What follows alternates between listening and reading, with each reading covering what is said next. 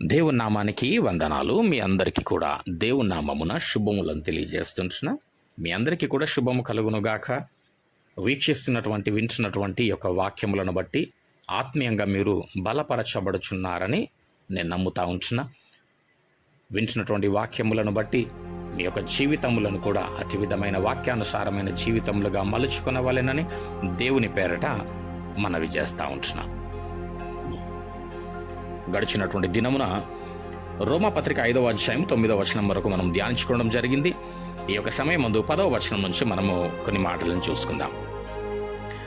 ఏలయనగా శత్రువులమై ఉండగా, ఎవరు శత్రువులమై ఉండగా? మనమే దేవుడికి శత్రువులమై ఉండగా. ఏ విధముగా? పాపము చేత, దోషభరితమైనటువంటి జీవితముల చేత దేవుడికి శత్రువులమై ఉండగా ఏం జరిగింది? ఆయన కుమారుని మరణము ద్వారా మనము దేవునితో సమాధానపరచబడిన ఎడ్డాల. అంటే క్రీస్తు నా కొరకు చనిపోయినాడు, క్రీస్తు నా కొరకు రక్తము కార్చినాడు అని విశ్వసించడము వలన మనము దేవునితో సమాధానపరచబడుచున్నాము. అంటే మానవులు ఎవరైతే క్రీస్తు నా కొరకు చనిపోయినాడు అని విశ్వసించడము వలన వారు దేవునితో సమాధానపరచబడువారై ఉన్నారు. చూడండి, సమాధానపరచబడిన వారమై ఆయన జీవించుట చేత మరి నిశ్చయముగా రక్షింపబడుదుము. అంటే క్రీస్తు మరణము ద్వారా పాపి యొక్క స్థితి మార్చివేయబడినది. అంటే ఎవరి స్థితి మార్చివేయబడింది? ఎవరి స్థితి మారింది? ఇప్పుడు నీ స్థితే, నా స్థితి, మన స్థితి మార్చివేయబడినది.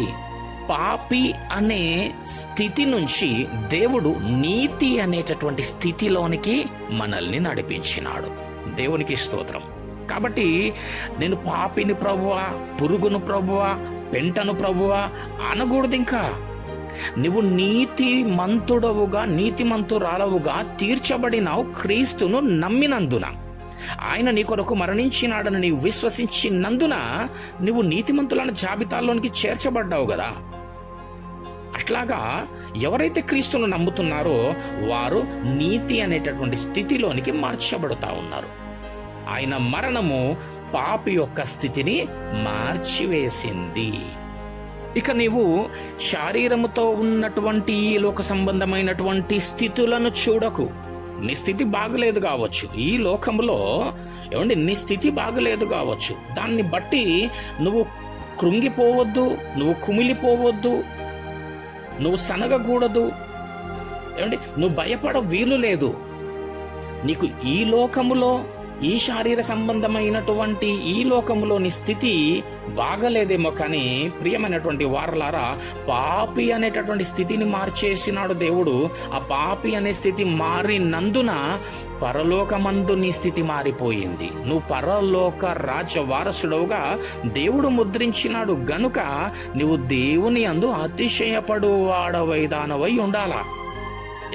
ఇక్కడ ఉన్నటువంటి స్థితిని బట్టి దేవుణ్ణి దూషించేటటువంటి విధముగానో, దేవుని పైన సనిగి గునిగేటటువంటి వారముగానో, దేవుని ప్రశ్నించేటటువంటి వారముగానో కాక, మార్చివేయబడినటువంటి నీ స్థితిని బట్టి ఉచితముగా నీకు అనుగ్రహించినటువంటి ఆ కృప, ఆ రక్షణను బట్టి నువ్వు దేవుని యందు అతిశయించువాడవై ఉండాలా.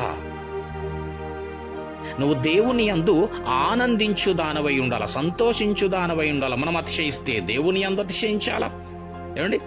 మన ఆనందము, సంతోషము దేవుని యందు ఉండాలా. దేవుణ్ణి బట్టి మనం ఆనందించువారమై ఉండాలా. అందుకే చెప్తున్నాడు కదా, ఆనందించుడి, మరలా చెప్పుచున్నాను, ఆనందించండి, సంతోషించుడి. ఉచితముగా మనం నీతిమంతులుగా తీర్చబడ్డాము, ఉచితముగా మనకు రక్షణ అనుగ్రహింపబడి ఉన్నది. అంతేకాకుండా సమాధానపరచబడిన వారమై ఆయన జీవించుట చేత మరింత నిశ్చయముగా రక్షింపబడుదుము. అంటే దేని నుండి రక్షింపబడదుము? దేవుని ఉగ్రత నుండి. దేవుడు పాపుల కొరకై సిద్ధపరిచినటువంటి ఆ నిత్య నరకాగ్ని నుండి మనము రక్షింపబడినటువంటి వారమై ఉన్నాం, రక్షింపబడుదుము. అంతేకాకుండా ప్రియమైనటువంటి వారలారా, నీవు విశ్వసించినటువంటి క్రీస్తు ఆయన నిత్యము జీవించువాడై ఉన్నాడు గనుక నిన్ను నిత్యము నిరంతరము ఎన్నడూ కూడా నిన్ను కాపాడువాడై ఉన్నాడు. ఏమండి, నిన్ను నడిపించువాడై ఉన్నాడు. ఈ లోకమందు కూడా నిన్ను రక్షించువాడై ఉన్నాడు. నిన్ను సంరక్షించి జీవింపజేయువాడై ఉన్నాడు. ఎలాగా? ఆయన జీవిస్తున్నాడు కాబట్టి, ఆయన ఇంకా ప్రాణముతోనే ఉన్నాడు కదా, ఆయన జీవించువాడై ఉన్నాడు కదా, జీవిస్తూనే ఉన్నాడు కదా. ఏమండి, ఆయన నిన్న నేడు నిరంతరము ఏకరీతిగా ఉండువాడు, మరణము లేనివాడు.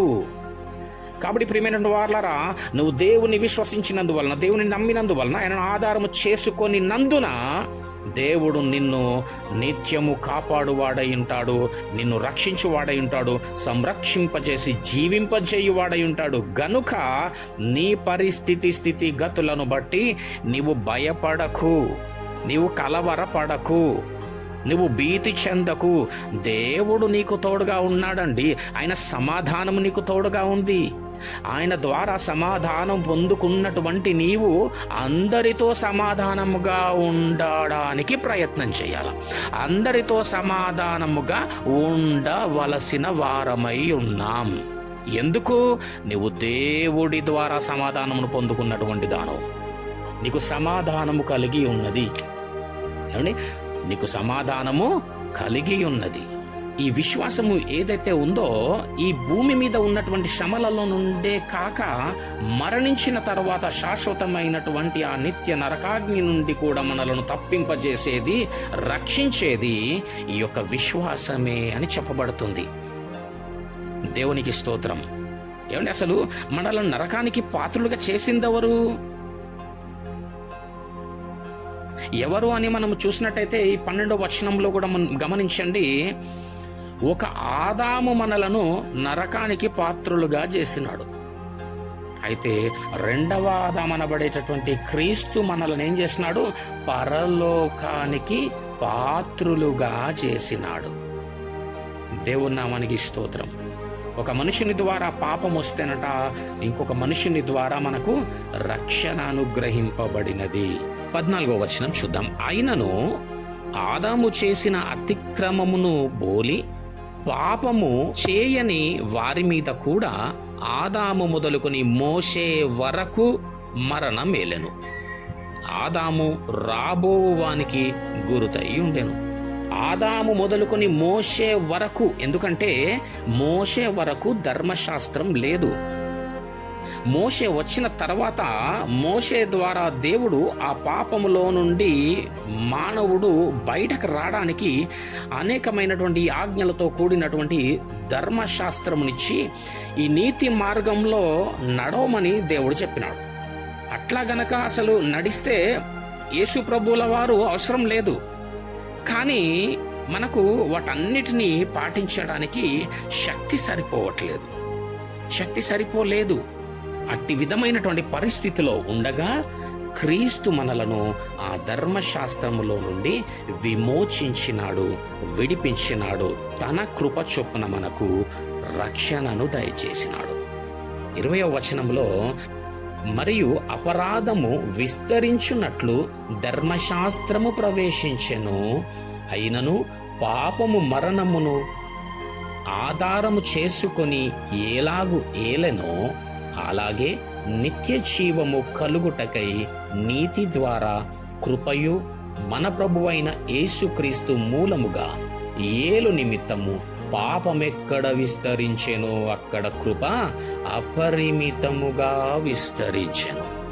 మరియు అపరాధము విస్తరించినట్లు ధర్మశాస్త్రము ప్రవేశించెను అంటే ధర్మశాస్త్రం రావడం ద్వారా అపరాధాలు విస్తరించడానిక దీని అర్థం కాదు. ధర్మశాస్త్రం అనేది మనకు దేవుడిచ్చింది మనము పాపం అంటే ఏంటో తెలుసుకోవడానికి, పాపాన్ని విడిచి నీతి మార్గాన ఎలాగూ నడవాలో బోధించింది. అది అట్లాగా మనుషులందరూ కూడా పాపములో కూరుకుపోతూ ఉండగా పాపము విస్తరించిందో అక్కడ కృప కూడా అపరిమితముగా విస్తరించినాదంట. ఆ కృప చేత ఈరోజు నీవు నేను రక్షింపబడిన వారమై ఉన్నాం. ఇట్టి దేవుని కృప నిత్యము మనకు తోడయుండి నడిపించునుగాక. ఆమెన్.